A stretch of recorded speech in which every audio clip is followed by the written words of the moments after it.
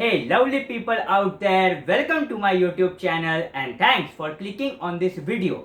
In our previous video lecture, we understood a very important concept and that particular concept was कि जो हमारा nerve ending होता है वहाँ पे ये जो acetylcholine which is our main important neurotransmitter in our parasympathetic nervous system, हमने ये देखा कि ये जो acetylcholine है इसकी सिंथेसिस कैसे होती है, ये एसिटाइलकोलिन स्टोर कैसे होता है एंड फाइनली जब एक्शन पोटेंशियल जनरेट होता है how this acetylcholine is getting released. Now जब ये एसिटाइलकोलिन रिलीज होता है डेफिनेटली ये जो एसिटाइलकोलिन है ये अपने रिसेप्टर के ऊपर काम कर रहा होगा।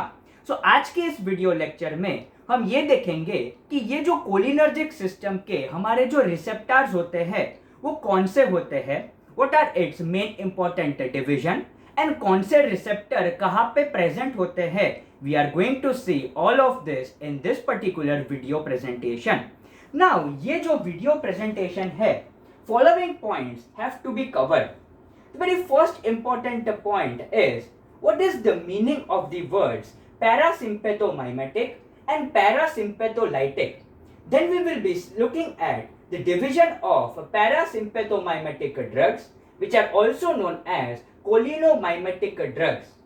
Then we will see the basic division of the receptors and finally हमारे eyes में, heart में and bronchial smooth muscle में कौन से receptors present है वो हम देखेंगे। So let us first start with the meaning of the word para-sympathomimetic and para-sympatholytic. Now ये जो parasympathomimetic जो word है we can divide this particular word into two main types. एक होता है parasympathomimetic यानी कि parasympatho का मतलब होता है it is something related to our parasympathetic nervous system and जो second word है that is mimetic. Mimetic ये जो word है it is very similar to that of mimicry. So कुछ जब हम ऐसे ड्रग्स लेते हैं जो हमारे बॉडी के अंदर जाने के बाद दे आर इंक्रीजिंग और they are acting just similar to of our cholinergic system या फिर पैरासिम्पैथेटिक नर्वस सिस्टम, ऐसे जो ड्रग्स होते हैं उनको हम बोलते हैं parasympathomimetic drugs. So just remember by taking this drugs our जो कोलिनर्जिक सिस्टम की जो एक्टिविटी है वो इंक्रीज हो जाएगी। On the other hand, इसका अपोजिट वर्ड है that is para-sympatholytic. Now ये ऐसे ड्रग्स होते हैं जो लेने के बाद हमारे बॉडी का जो कोलिनर्जिक सिस्टम है या फिर पैरासिम्पैथेटिक नर्वस सिस्टम है वो सप्रेस हो जाएगा। So ऐसे जो ड्रग्स होते हैं which are suppressing our cholinergic system or we can say parasympathetic nervous system, those drugs are coming under the category of our parasympatholytic agent. But in this particular subsequent video series, we are first going to target our parasympathomimetic drugs. So let us see what are the important divisions of our parasympathomimetic drugs which are also known as cholinomimetic drugs. Now, cholinergic receptor agonists can be further classified into two main categories.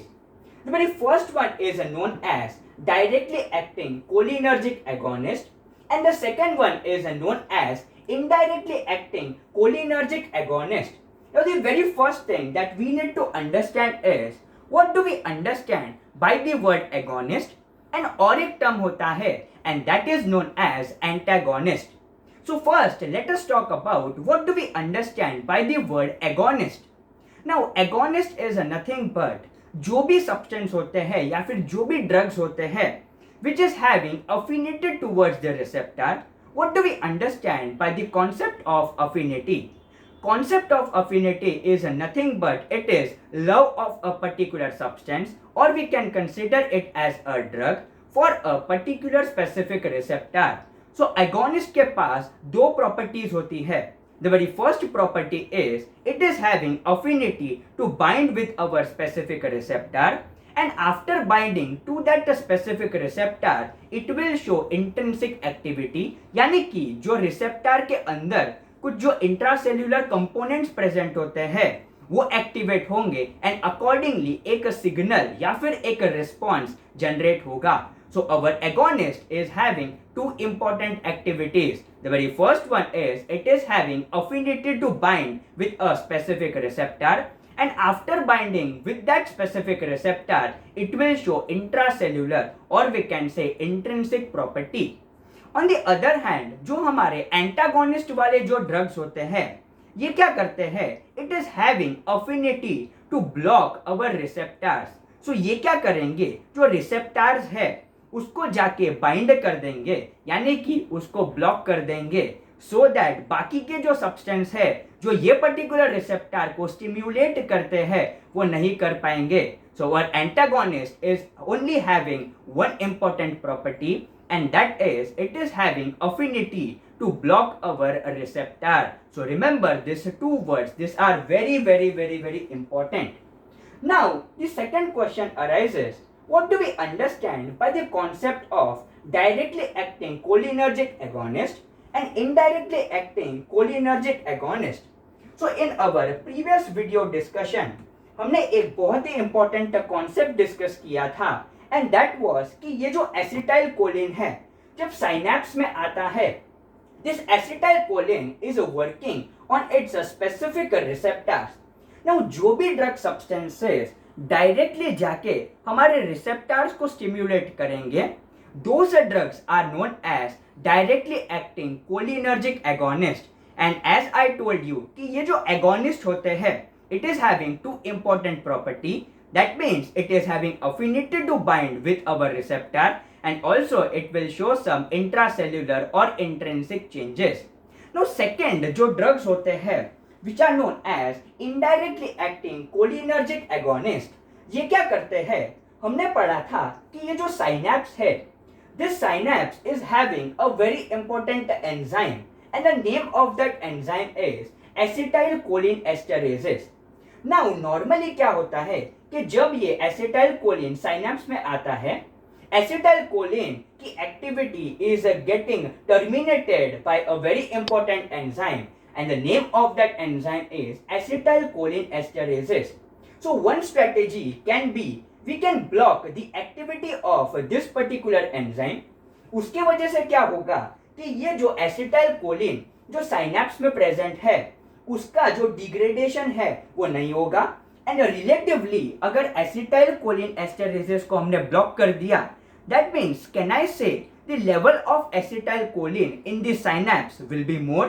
And अगर level of acetylcholine in the synapse will be more acetylcholine can work on our receptor and उसके वजह से जो cholinergic activity है वो increase हो जाएगी.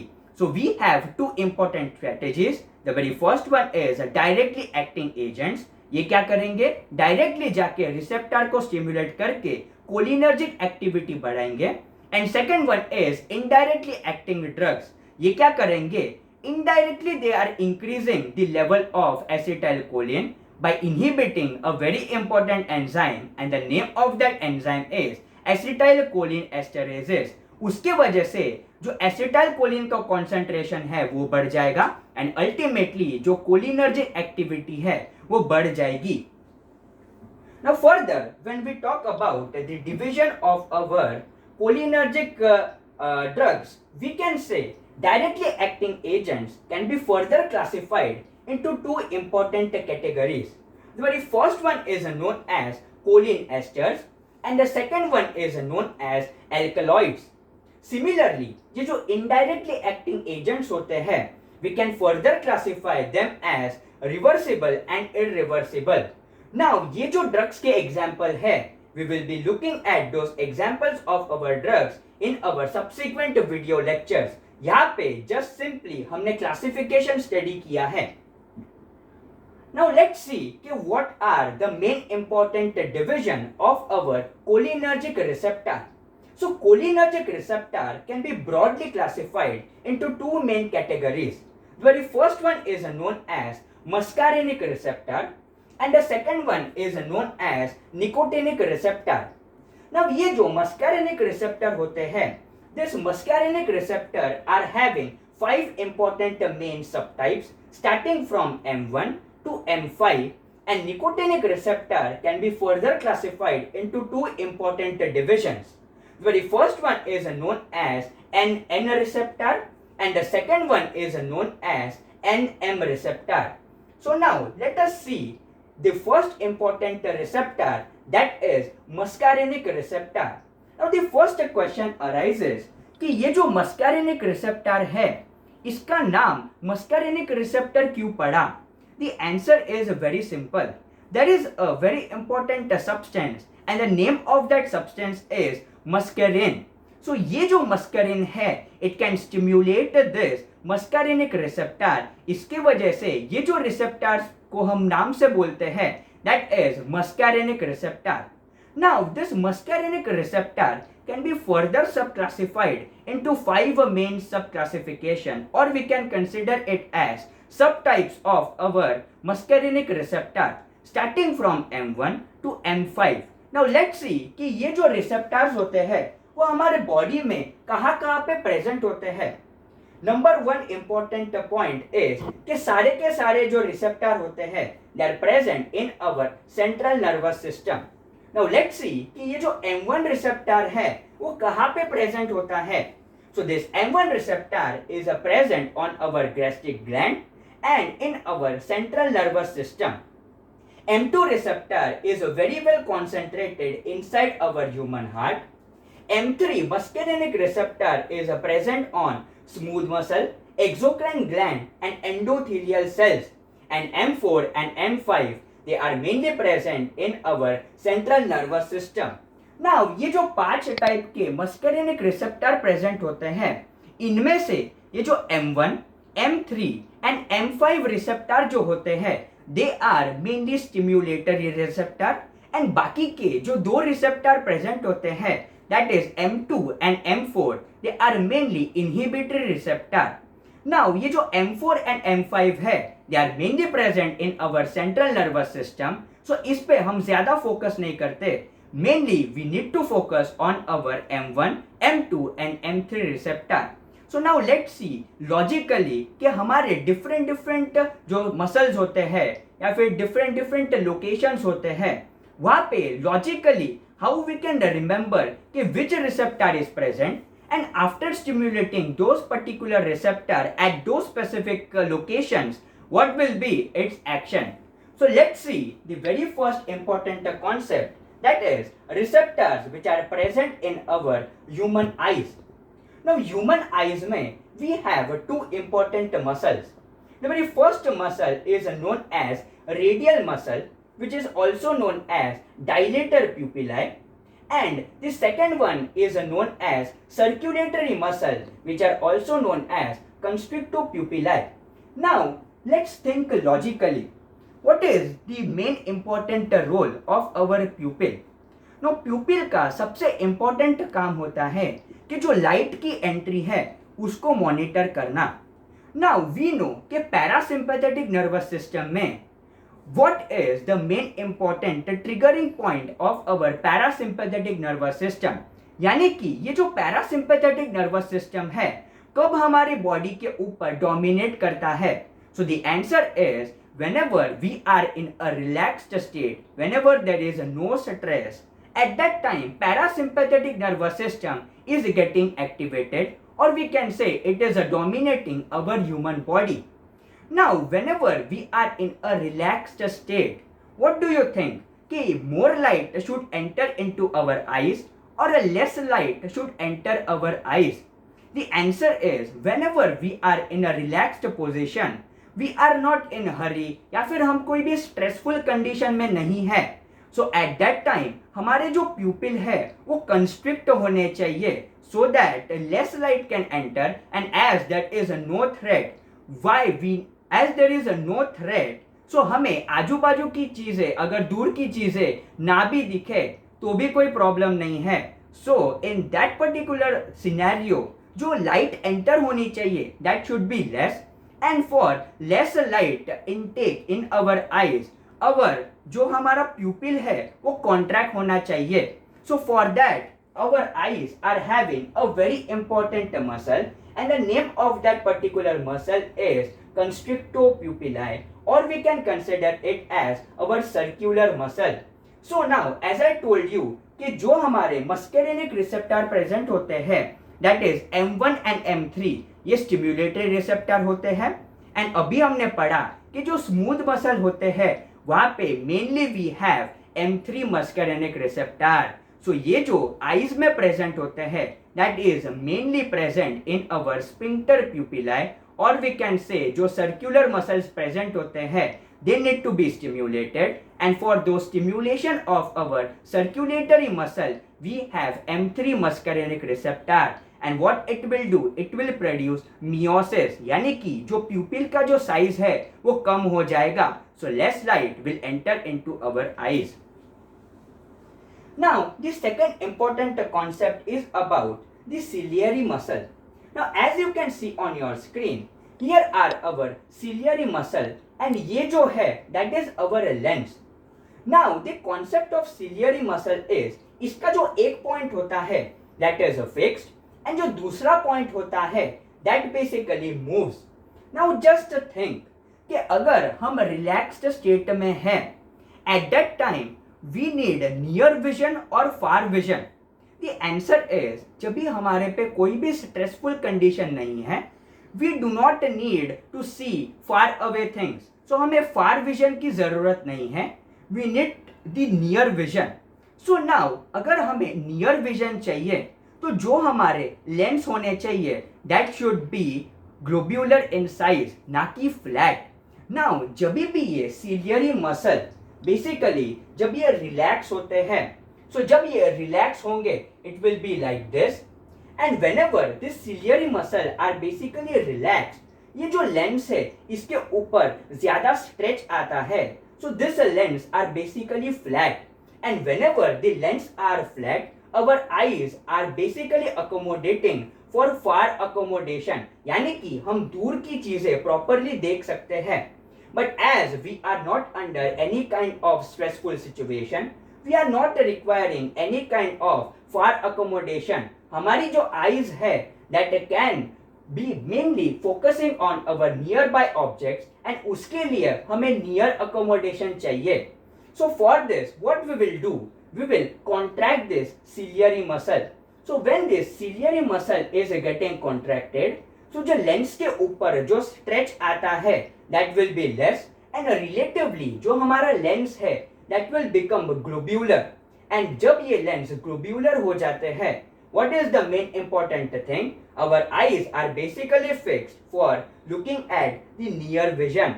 Now once again we need to contract this ciliary muscle, and हमारे पास दो ही important receptor है which can stimulate it. The very first one is M1 and the second one is M3. And as I told you कि जो smooth muscles होते हैं, majority of smooth muscle they have M3 muscarinic receptor. So यहाँ पे भी M3 receptor present होंगे. So just remember our eyes are very well decorated with M3 muscarinic receptor. Now let's see which receptor is present on our human heart.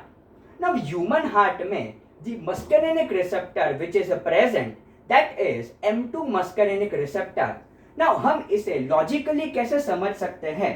Let us understand this. Now whenever we are not under any kind of stressful situation, we need less cardiac output. Now अगर cardiac output अगर हमें कम चाहिए, what is the formula for cardiac output? The formula for cardiac output is heart rate multiplied by stroke volume.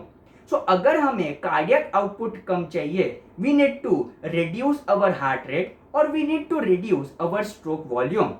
Now ये जो muscarinic receptor होते हैं they need to be inhibitory, and हमने एक inhibitory receptor पढ़ा था and that is M2. So ये जो M2 receptor होते हैं they are mainly present on our sinoatrial node, they are mainly present on our atrioventricular node, and they are very well concentrated on our atria. Remember muscarinic receptor that is M2 receptor is not very well concentrated on our ventricles. So जैसे ही ये जो M2 receptor which is present on our sinoatrial node that is getting stimulated, what it will do, it will decrease the heart rate, and decrease in heart rate को एक specific word है, and that particular effect is known as negative chronotropic effect. Now whenever the M2 receptor which is present on our atrioventricular node, that is when it is stimulated, जो conduction through atrioventricular node है that is getting reduced, and ये जो particular effect होता है that is known as negative dromotropic effect. And whenever the force of contraction is getting decreased, that particular effect is known as negative inotropic effect. So very well important note is there, that is our human heart is very well decorated with M2 receptor. Now let's see what receptors are present on our bronchial smooth muscle.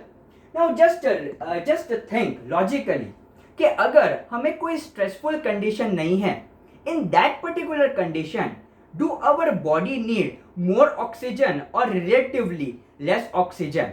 The answer is जब हम relaxed position में होते हैं, whenever there is no stress, our body is relatively requiring less oxygen.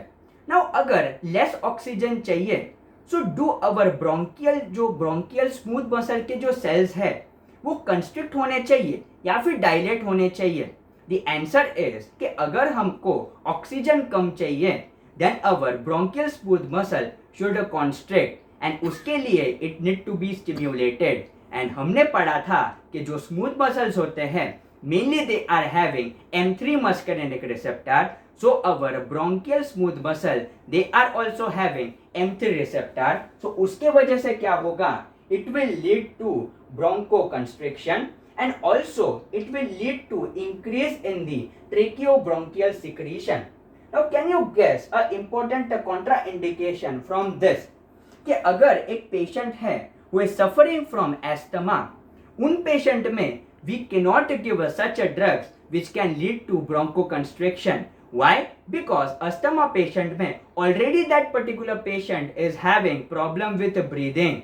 So अगर हमने bronchi को further constrict किया तो उसकी जो कंडीशन है वो और भी ज्यादा वर्सन हो सकती है. इसीलिए ये जो ड्रग्स होते हैं which are mainly stimulating our M3 muscarinic receptor, they are contraindicated in such patients, that is asthmatic patient.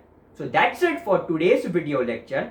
In our next video lecture we are going to see कि और कौन से लोकेशंस होते हैं जहाँ पे हमारे मस्करिनिक रिसेप्टर प्रेजेंट होते हैं along with its logic. अगर आपने वीडियो यहाँ तक देखा है, please consider subscribing to my YouTube channel, press that bell icon, like this video and share it with your friends. See you in the next video lecture. Till then, see ya, bye bye, have a good day.